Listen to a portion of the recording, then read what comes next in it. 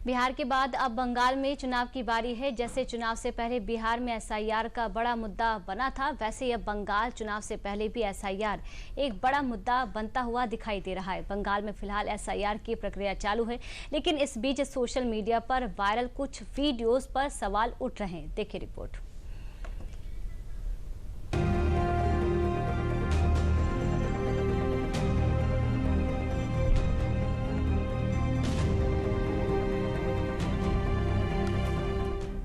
क्या बंगाल में अवैध रूप से रहे ये घुसपैठिए हैं? क्या बंगाल से ये अब उल्टा पलायन कर रहे हैं? क्या एसआईआर के डर से घुसपैठियों में भगदड़ मच गई है? ये सिर्फ कुछ सवाल नहीं, सोशल मीडिया की सनसनी बन चुके हैं।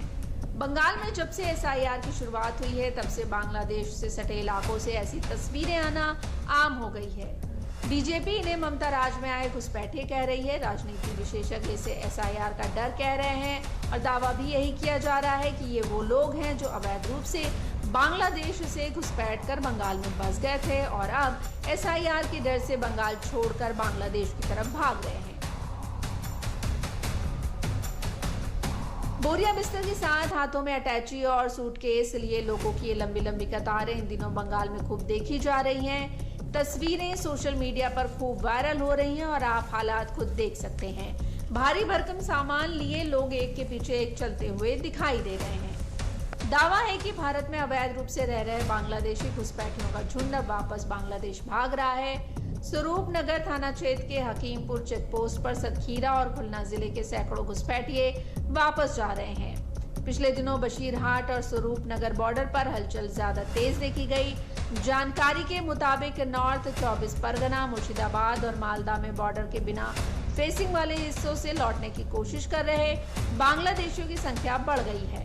दावों के मुताबिक पहले ऐसे मामले मुश्किल से डबल डिजिट में आते थे, अब ये आंकड़ा हर दिन लगातार 3 डिजिट में है।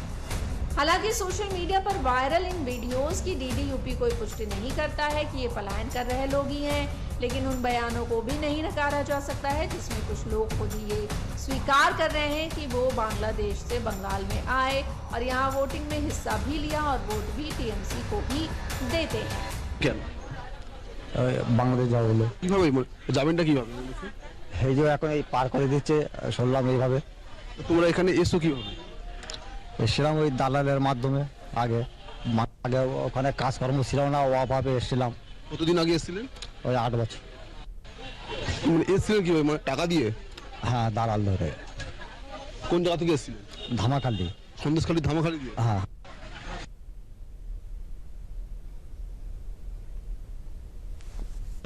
সল্টলেক সেক্টর 5। আপনারা কি এখানে ভোট দিতেন? হ্যাঁ, ভোট দিতাম, কিন্তু এখন ওই হুড়ো তাড়া হচ্ছে বলে এখন থাকতে পারছি না বলে ওই জন্য আবার বাংলাদেশে ফিরে যাচ্ছে। আপনারা ভোটার কার্ড কিভাবে বানালেন? ডকুমেন্টস দিয়েছিল, আমাদের পাড়ায় সব ডকুমেন্টস সব দিয়ে গেছিলো, যে ওই ডকুমেন্টস ফিল আপ করে জমা দিয়েছিলাম। দিয়ে ওই আমাদের ওখানে একটা স্কুল আছে বাচ্চাদের, ওখানে ওই আপনার ওই চার্টে নাম এসেছিল ছবি সমেত। দিয়ে ওই চার্ট ডেকে ভোটার কার্ডটা ওই কোন দলের লোকেরা গিয়েছিল আমাদের কাছে? আমাদের টিএমসির। হ্যাঁ, টিএমসির দলে। গিয়ে কি করলো? ওই ওরা ওই আপনার ওই কাগজ ফাগজ দিল, দিয়ে ফর্ম দিল, দিয়ে ফর্ম সই করে ওই জমা দিলাম।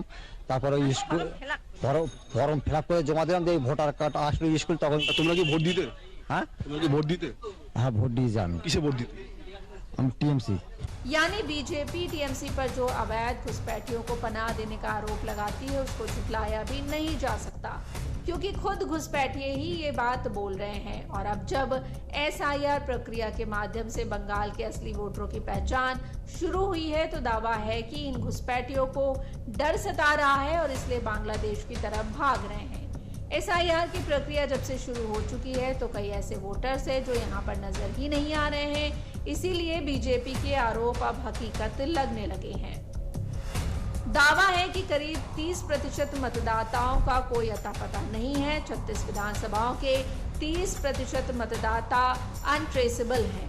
बीएलओ इन मतदाताओं की खोज कर रहे हैं, लेकिन कोई अता पता नहीं मिल रहा है। अब सवाल उठता है कि आखिर ये वोटर गए कहाँ गायब हो गए? क्या जो घुसपैठिए लगातार भाग रहे हैं यही वो फर्जी वोटर्स थे? ये सवाल उठना भी लाजमी है, क्योंकि आप खुद सोचिए, जिस बंगाल में करीब 7 करोड़ 58 लाख मतदाता अभी तक हैं, अगर उनमें से 30% यानी करीब 2 करोड़ 27 लाख गायब होंगे तो क्या होगा।